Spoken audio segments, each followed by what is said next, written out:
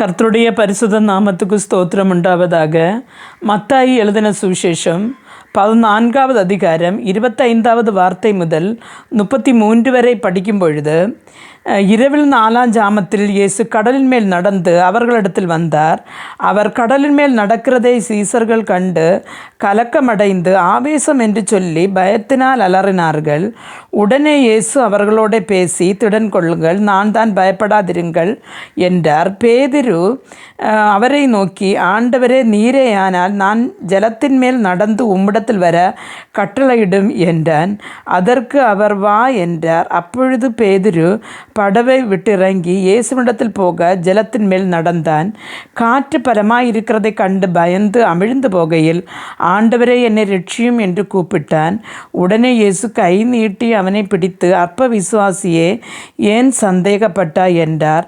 அவர்கள் படவில் ஏறின உடனே காற்று அமர்ந்தது என்று காண்கிறோம். அருமையான தேவனுடைய பிள்ளைகளே, நாம் கடல் என்று சொல்லும் பொழுது நம்முடைய இந்த உலக வாழ்க்கை தான். அப்போது நாம் இந்த வாழ்க்கையில் பயங்கரமான கடல்கள் வேதனைகளிலும் அலைகள் மத்தியிலும் வாழ்ந்து கொண்டிருக்கும் பொழுது, இயேசு நம்முடைய வாழ்க்கையில் கடந்து வந்தால் கூட நமக்கு அதுவும் ஒரு பயமாகத்தான் தோன்றும். ஆனால் நாம் இயேசு என்று அறிந்த பொழுது அவரடுத்து இந்த பேதுரு கேட்டது போல, ஆண்டவரே, நீரே ஆனால் இறங்கி நடக்க எனக்கு உதவி சொல்லணும் அப்படின்னு சொல்லும் பொழுது ஆண்டவர் வா என்று கூப்பிடுவார். நாமும் விசுவாசத்தோடு கூட நாம் இருக்கிற வண்ணமாக பயம் இல்லாமல் பேதுரு ஜலத்தின் மேல் நடந்தது போல நாமும் இந்த உலகத்தின் கஷ்டப்பாடுகள் மத்தியில் வாழத் தொடங்குவோம். ஆனால் பலமாக நம்முடைய வாழ்க்கையில் போராட்டங்கள், நெருக்கங்கள் பலமாக அடிக்கும் பொழுது நாம் விழுந்து போவோம் என்று சொல்லி பயங்கரமாக நாம் அந்த உலகத்தை பார்த்து அந்த அற்ப சமயத்துக்கு ஆண்டவரிடத்தில் உள்ள அந்த பார்வையை நாம் விட்டு இந்த உலகத்தை பார்க்கிறோம். அப்பொழுது நாம் மீண்டும் அந்த விசுவாசத்திலே தளர்ந்து போய் இந்த கஷ்டத்தையிலும் கண்ணீரிலும் அதிகமான மனக்குழப்பங்களிலும் நாம் போய் சேருகிறோம். ஆனால் அந்த நிமிஷங்களில் நாம் அப்படியே அந்த உலகமாக இருந்து விடாமல் மீண்டும் ஆண்டவரை பார்த்து நிலவிழித்து நம்முடைய கரங்களை நீட்டுவோமானால் ஆண்டவர் பயப்படாதே என்று சொல்லி மீண்டும் கரம் பிடித்து தூக்கி நிறுத்துவதை நம்மால் உணர முடியும். ஆண்டவர் சொல்கிறார், அற்ப விசுவாசியை, நீ ஏன் சந்தேகப்பட்டாய் என்று. நாம் ஆண்டவரிடத்தில் வந்தாலும் காற்றுகளுக்கும் கொடுங்காற்றுகளுக்கும் வேதனைகளுக்கும் ஒன்றுக்கும் ஒரு குறைவும் காணாது.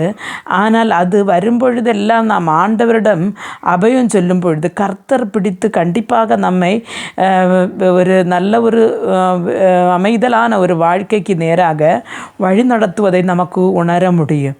அதனால் நாம் என்னதான் பிரயாசங்கள் இருந்தாலும் விசுவாசத்தை மட்டும் விடாமல் கர்த்தரோடு நடக்க ஒவ்வொருவருக்கும் கர்த்தர் கிருபை அருள்வாராக. ஜெபிப்போம்.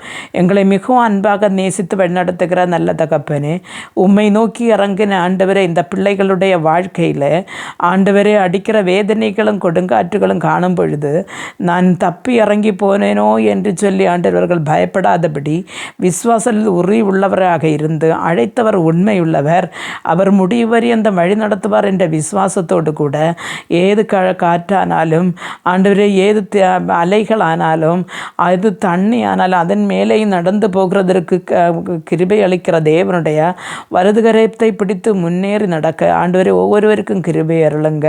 இவர்கள் இன்றைக்கு கண்ணீரோடு இருக்கிற விஷயத்திலே இயேசு என்னோடு கூட உண்டு என்று அறியும்படியாய் இவர்களுடைய வாழ்க்கையில் இன்றைக்கு ஒரு அற்புதத்தை செய்து ஆண்டவரே அவர்களை ஆண்டவரே உண்மை ஆண்டவரப்ப நம்பும்படியான கிருபையை கொடுங்க.